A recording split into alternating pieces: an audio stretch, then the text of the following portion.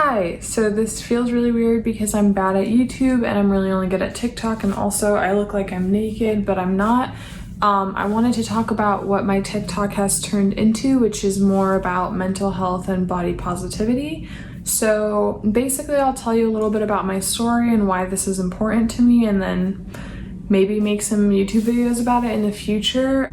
Okay, so when I was younger, I developed an eating disorder. I don't know why. I don't really even know when, to be honest with you. I just had a really hard time with eating and a really hard time with my body image, and it leaked well into college. So even as technically an adult, I really struggled with how I looked.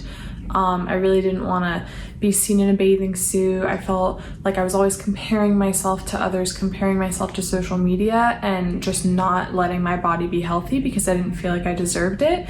And so I really want to prevent that, and I want to create an atmosphere for younger people and even people that are older than me to understand why body positivity is so important and why you should care about your health instead of how you look, if that makes sense. People on TikTok really think that I'm the most confident person ever, that I'm so happy in my body and all that, but I still struggle sometimes. Something that's really changed my life is doing affirmations. So I'll literally look at myself in the mirror and be like, "You're a bad bitch, you're so hot, oh my god, you're so worthy of all the love that you're given today," and just straight up say that in the mirror. If I have a negative thought, say all of a sudden my brain goes, I look really ugly right now, I will out loud say, "I look really pretty right now." And you just have to combat these negative thoughts. It's a lot easier said than done, obviously, but that's what's helped me a lot. So what I'm doing on my TikTok and my Instagram is kind of teaching people how to grow confidence in that way. I can not really tell you guys exactly how to do it. All I can do is tell you how I did it and hope that that can change things for you.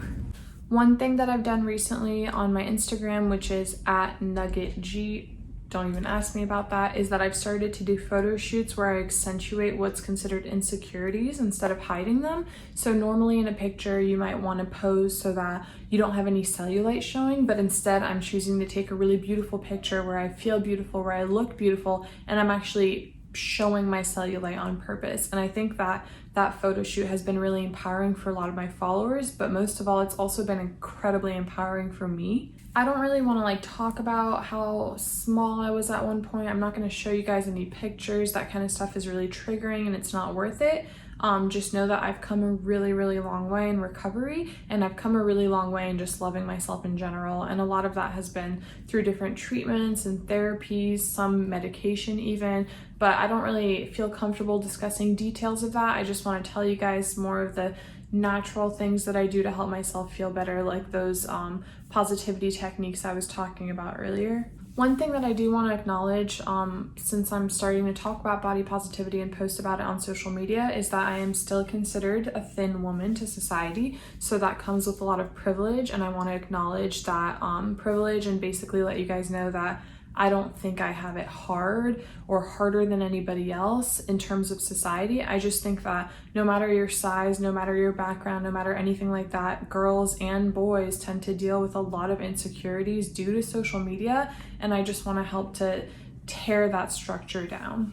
One thing I've noticed is that TikTok, the app, is becoming a little bit toxic to people, especially with eating disorder culture. I'm noticing a lot of videos that are what I eat in a day, and the person isn't eating enough, or it's not really a good diet to have, or they're chugging apple cider vinegar to try and make themselves burn fat.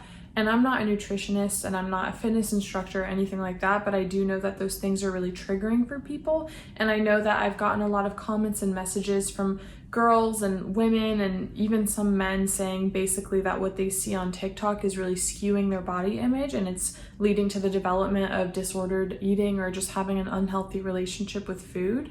So I really want to remind people that health has nothing to do with how you look.